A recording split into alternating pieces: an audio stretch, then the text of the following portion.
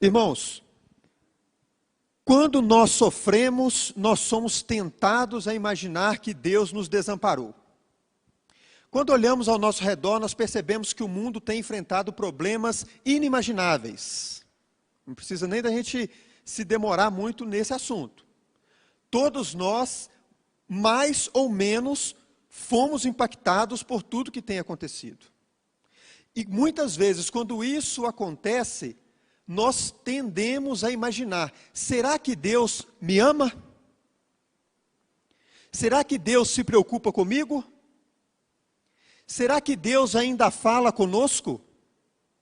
O hino que nós cantamos fala: como na antiguidade mostrava-os teu querer.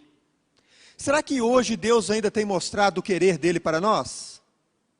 Será que nós estamos dispostos, como os nossos antepassados tiveram disposição e sensibilidade de ouvir o toque do Espírito Santo? De ouvir mais, de meditar mais, de gastar mais tempo com as coisas de Deus? Hoje nós temos a tecnologia ao nosso favor. Isso nos ajuda bastante, até na pregação do Evangelho. Mas, se não tomarmos cuidado, tudo isso pode se tornar como ladrões de energia da nossa vida. E quando menos percebemos, gastamos muito mais tempo com as coisas do mundo do que com as coisas de Deus. E depois pensamos: por que a minha vida espiritual tem ido tão mal assim? Por que eu não tenho sentido mais o toque do Espírito Santo? Por que será que eu não sinto que Deus me ama tanto assim? Será que Deus nos ama tanto assim? Claro que ama. Jesus nos ama com amor inigualável. Deus enviou ao mundo o seu único filho, o maior presente, para morrer por nós. Mas aqui na Bíblia nós encontramos, irmãos, Daniel, ele foi o único homem da Bíblia que conseguiu arrancar dos lábios de Deus que Deus o ama. Vocês acham que isso é pouca coisa? Será que é pouca coisa? Um anjo vir do céu e falar: Isaac, você é muito amado por Deus. Eu te amo muito. Hein, Eleazar, pessoal? Que privilégio, né? Daniel teve esse privilégio. E aqui, entre o capítulo 9 e o capítulo 10, por 3 vezes nós encontramos essa expressão. 3 vezes. E quando algo é repetido, é porque aquele algo é importante, sim ou não? Quando você manda aí uma mensagem para alguém muito especial para você, pode ser um emojizinho, né? Você manda várias vezes aquele emojizinho, porque você quer fixar mesmo, mostrar o quanto que você ama, o quanto que você gosta, o quanto que você admira, o quanto aquela pessoa, você preza aquela pessoa. Então Deus envia essa mensagem: Daniel, você é muito amado. E fala mais algumas coisas, dá mais algumas informações e diz: Daniel, eu te amo demais. E fala mais um pouquinho, dá mais informações, mostra para ele, fortalece ele, que ele estava se sentindo fraco, e diz: eu te amo muito. Irmãos, que privilégio que Daniel teve. Se pelo menos Deus falasse assim, tão expressamente, que só gostava de mim, eu já estava muito feliz. Lógico que eu sei que Ele me ama, como ama todos nós, pela palavra de Deus, pela carta escrita, pelo que Ele tem feito por nós, e por tudo que já fez e fará ainda. Mas o momento de Daniel foi um momento extraordinário. É interessante como que a relação dos 3 na Bíblia, ela é muito presente, né? Daniel orava pelo menos quantas vezes por dia? 3 vezes. De manhã, à tarde e à noite, né? Deus triuno, Pai, Filho e Espírito Santo. O santuário era dividido em quantas partes? 3 partes. Pátio, lugar santo e o Santíssimo. Quantos eram os anjos do Apocalipse? Tríplice mensagem angélica. A obra da salvação por Cristo passou por 3 estágios: crucificação, ressurreição e ascensão. A nossa salvação também são 3 fases: a conversão, a santificação e a glorificação. Por 3 vezes Pedro negou a Cristo, mas por 3 vezes também Pedro teve a oportunidade de se confessar e redimir. Alguns teólogos dizem que o homem que mais amou a Deus foi Davi. o homem que mais amou a Deus foi Davi. Mas, sem dúvida, o homem que Deus mais amou foi Daniel. Na Bíblia nós encontramos homem justo, homem egípcio, homem de Deus, homens endividados, homem violento, homem que foi levantado em altura, homem de guerra, e hoje nós vamos ver sobre o homem muito desejado. O homem amado por Deus. Vamos mergulhar um pouco nessa pergunta. Se esse homem era tão amado por Deus, devo então imitá-lo? Quais eram as características desse homem? O que ele fazia? Como era a relação com Deus? O que eu posso aprender com isso para que o meu relacionamento com Deus também melhore? E dessa maneira eu também possa ser chamado. O Tiago é muito amado por Deus.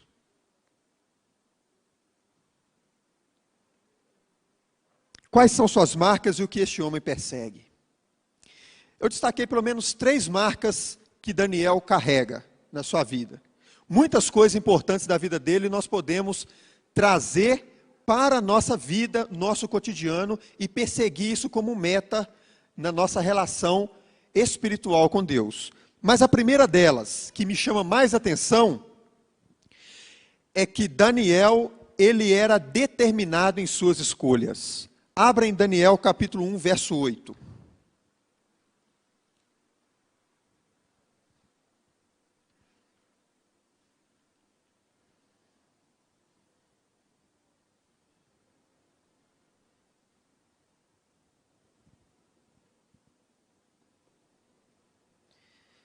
Daniel 1:8, diz assim: resolveu Daniel firmemente não contaminar-se com as finas iguarias do rei, nem com o vinho que ele bebia.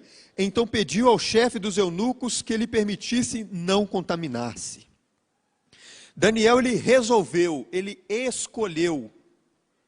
Isso foi uma escolha madura, uma escolha de um adulto, uma escolha pelos princípios que ele tinha.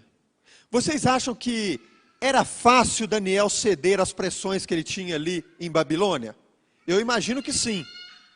Uma coisa é você ser fiel aos seus princípios que você cresceu, que você nasceu, cresceu, perto daqueles que te conhecem. Sabe, irmãos, eu sou nascido e criado na igreja, então eu sei disso. Muitas vezes nós somos inibidos, quando somos mais jovens, a ceder às tentações, porque estamos perto de pessoas que nos conhecem, e que nos julgam, e que esperam muito de nós. Então, dessa maneira, é uma barreira que acaba nos mantendo firmes. Mas, muitas vezes, se estivéssemos longe, em lugar desconhecido, cederia à tentação. Era muito fácil Daniel ceder às tentações. Ele não devia satisfação para ninguém que ali estava. Ele viveria apenas o que era imposto pela cultura daquele local. Ele não precisava de dar satisfação para o pastor da igreja. Ele não precisava de dar satisfação para o pai, para a mãe, para os amigos. Porque ele estava num lugar distante. Poderia se contaminar com as iguarias do rei. Irmãos, eu imagino que as iguarias do rei não eram coisas ruins. Ele teve que se esforçar para manter firme. E nós sabemos que fazer o que é certo tem que esforçar mesmo. Porque fazer o que é errado é só deixar rolar que vai acontecer. Mas ali ele manteve firme. Em meio às dificuldades, em meio às pressões, um jovem ainda decidiu não se contaminar com as iguarias do rei. Com as iguarias de Babilônia. Babilônia tinha coisas muito atrativas, irmãos. Babilônia tinha coisas cheirosas, coisas atrativas aos olhos. E Daniel, em meio a tudo isso, ele manteve fidelidade. Então eu vejo que uma das marcas principais da vida de Daniel é que ele era inabalável nas decisões e nas suas escolhas. Podia acontecer qualquer coisa, mas ele se mantinha firme.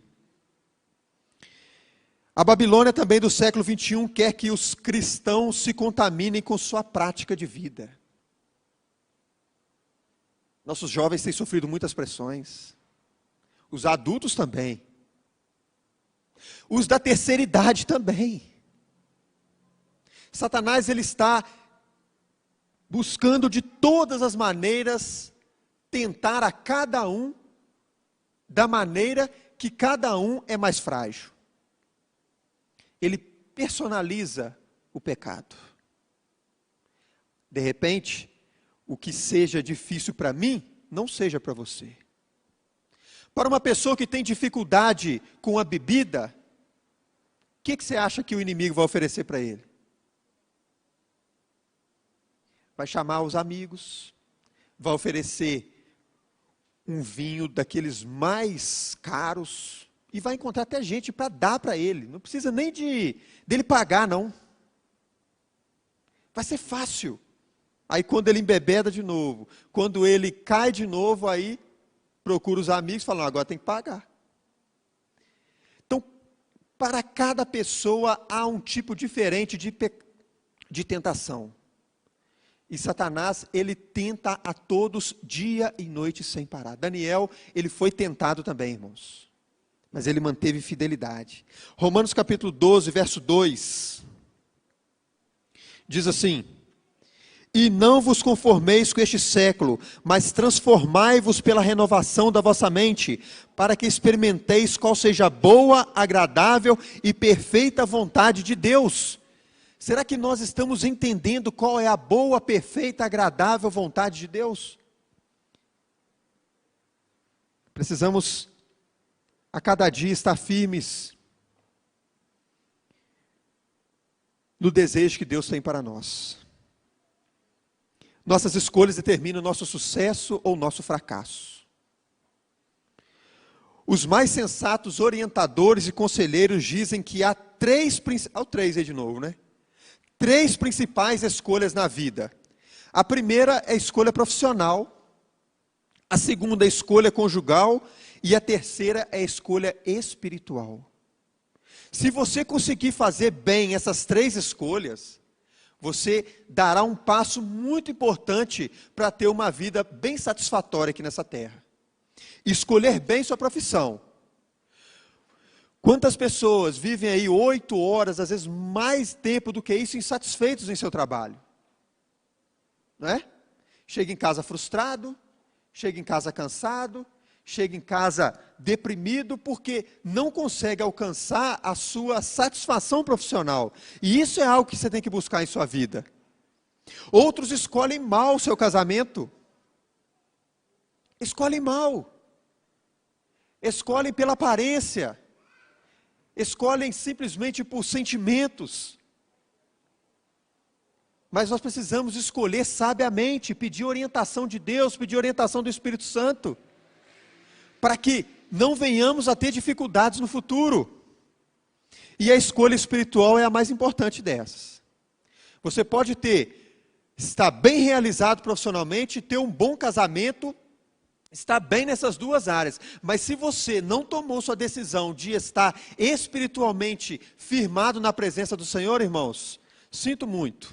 Você vai viver uma boa vida aqui por alguns anos, mas será que isso vale a pena trocar isso pelo que Deus tem preparado para nós? Eu imagino que não.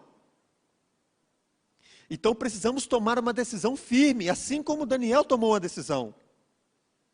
Mesmo em face da morte, ele decidiu, principalmente pelo lado espiritual dele. Quando houve o decreto de morte para qualquer um que orasse a outro ser que não fosse adorar o chefe da Babilônia, era muito simples também ele se esconder. Ele poderia fazer as 3 orações que era de costume dele, mas fechar a janela, esconder ali num quarto mais escondido, né? Ele estaria fazendo as 3 orações por dia, não estaria? Mas e ele com Deus? Era uma dúvida. Espera aí, deixa eu ser aqui um pouquinho... Não precisa também de eu me expor tanto assim.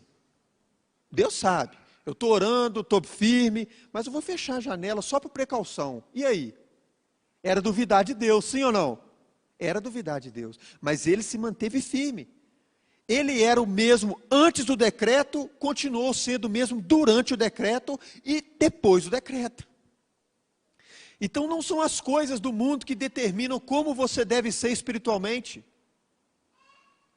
É você que tem que tomar a sua decisão como será espiritualmente, em detrimento de qualquer coisa do mundo, em detrimento de decreto, de morte, seja lá o que for. Se você está firme com Deus, nada neste mundo vai te separar do poder de Deus, amém? Então essa é a primeira marca que para mim particularmente, eu vejo que é uma marca importante desse homem, que nós precisamos usar como exemplo para a nossa vida. A segunda marca é que Daniel escolhia bem suas amizades. Existe um ditado antigo, mas é certo e atual. Diga-me com quem tu andas, que eu te direi quem tu és. Somos produto do meio, irmãos. Somos. Quando nós lidamos com pessoas que durante o dia só conversa coisas levianas, fatalmente daqui a pouco você está falando também. Quando você conversa com pessoas que só fala palavras de baixo calão, quando você menos perceber, vai escapar uma.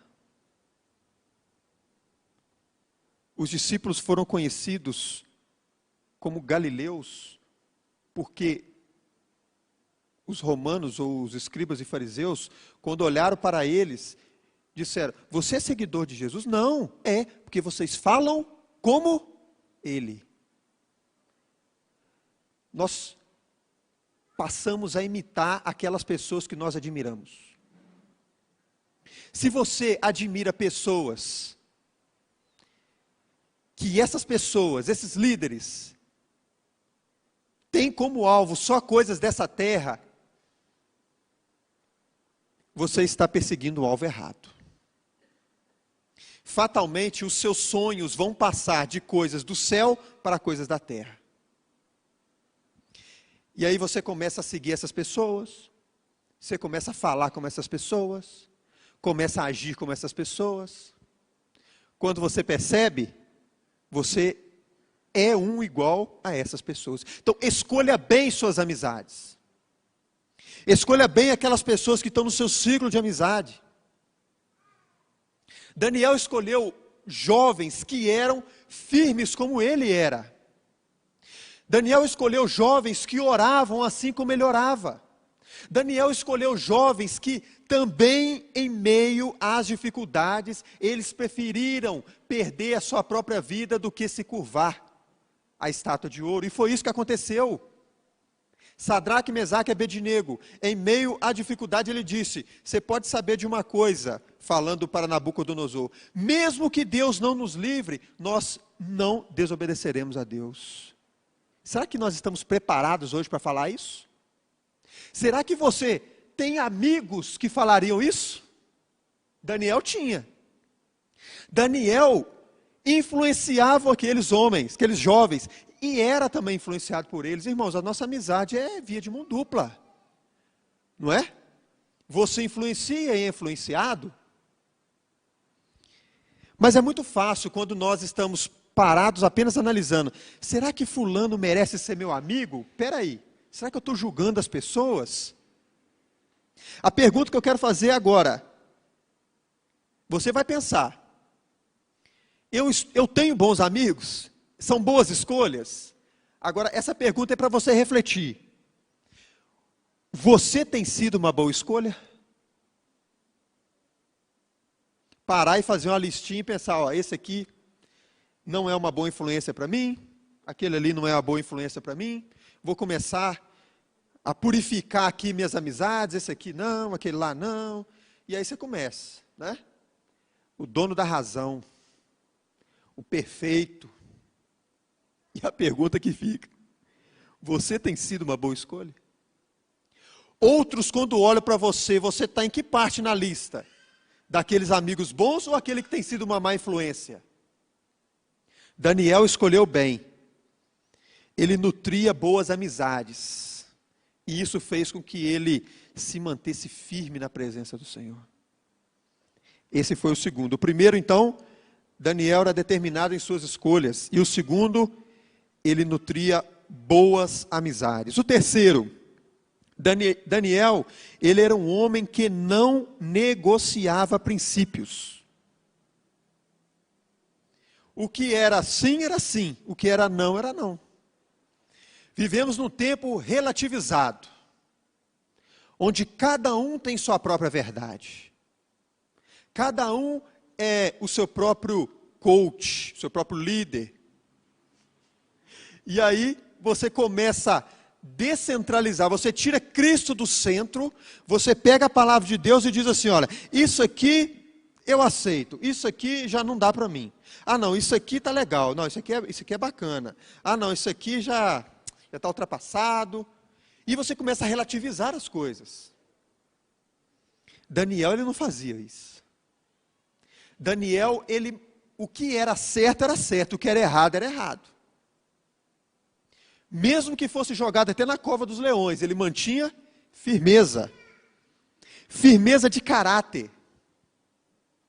Precisamos ter isso cada dia em nossa vida, firmeza de caráter. Firmeza de propósitos.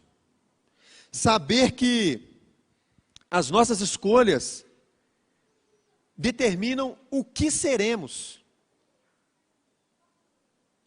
Conta-se uma história que certa vez um jovem foi ter uma audiência com um grande sábio.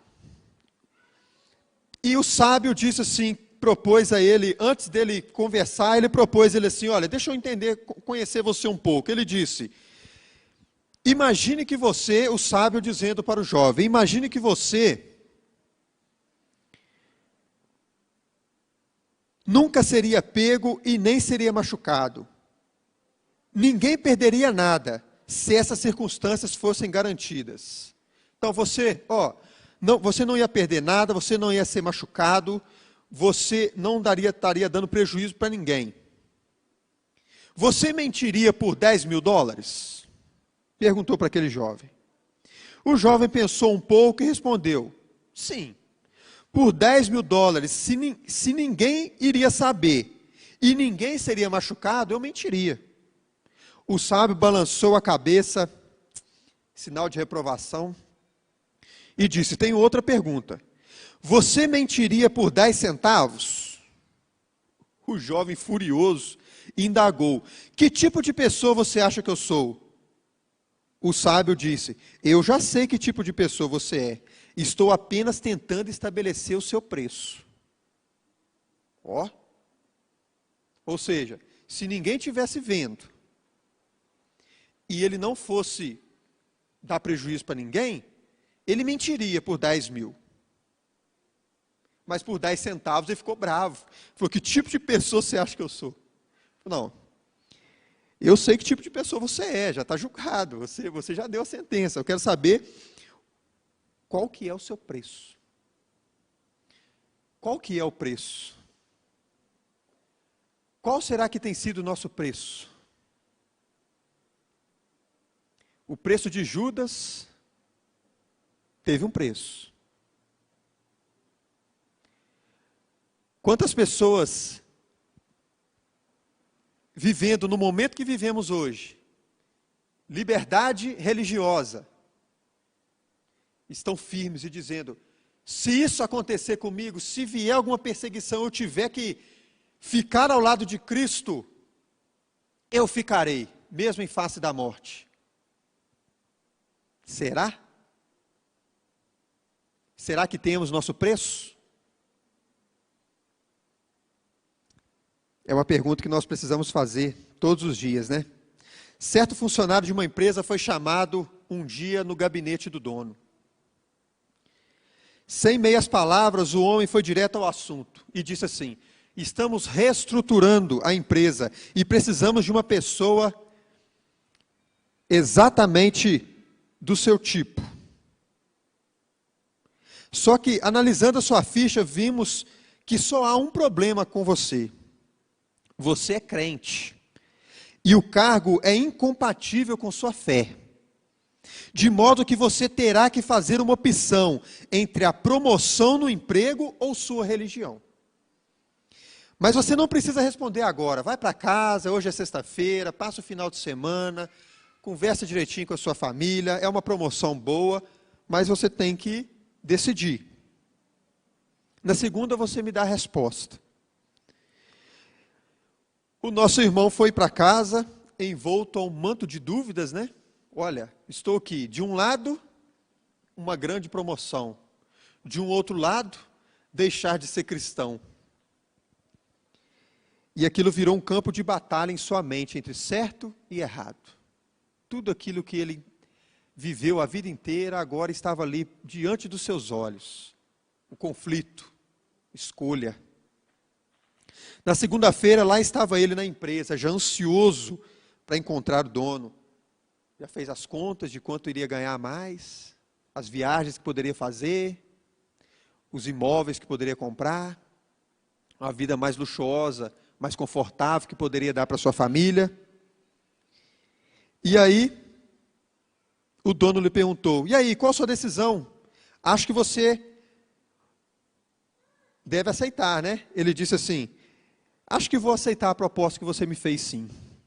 O patrão, então, com a cabeça baixa, disse assim: então vá imediatamente ao departamento pessoal.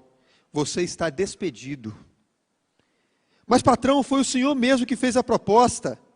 Ele disse: sim, mas na verdade estou procurando alguém de absoluta confiança para ocupar este cargo. Se você foi capaz de tão rapidamente trair a sua consciência religiosa, quem me assegura que mais rapidamente ainda não trairá a empresa? Era um teste. Ele foi pesado e achado em falta. Testes semelhantes a este são feitos a nós a cada dia.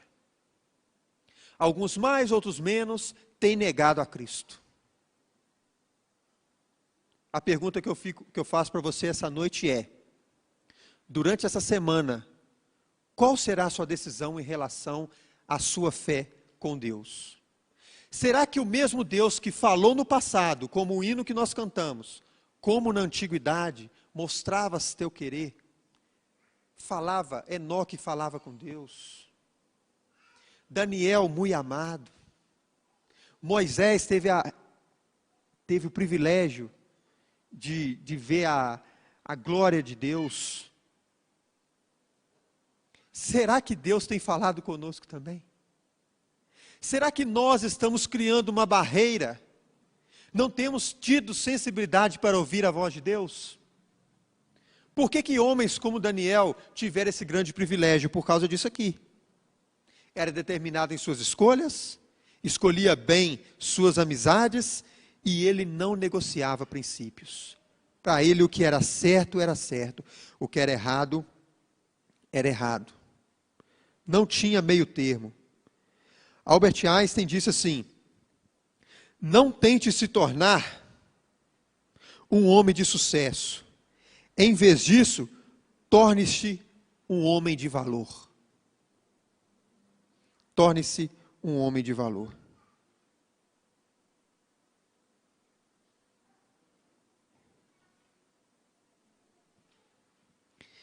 E para finalizar, Ellen White diz assim: a maior necessidade do mundo é a de homens. Homens que não comprem nem se vendam. Homens que no íntimo da alma sejam verdadeiros e honestos. Homens que não temam chamar o pecado pelo seu nome exato. Homens cuja consciência seja tão fiel ao dever como a bússola o é ao polo. Homens que permaneçam firmes pelo que é reto, ainda que caiam os céus. Que Deus nos conceda uma porção dobrada do Espírito Santo. E que todos nós aqui, que temos nossas dificuldades, temos nossa cruz a carregar, possamos estar firme no propósito de Deus. E dessa maneira, ao sermos transformados, ao tomarmos a decisão de permanecermos firmes, levaremos também essa decisão para que outras pessoas olhem para nós e vejam, ali vai o verdadeiro fiel, uma testemunha de Cristo.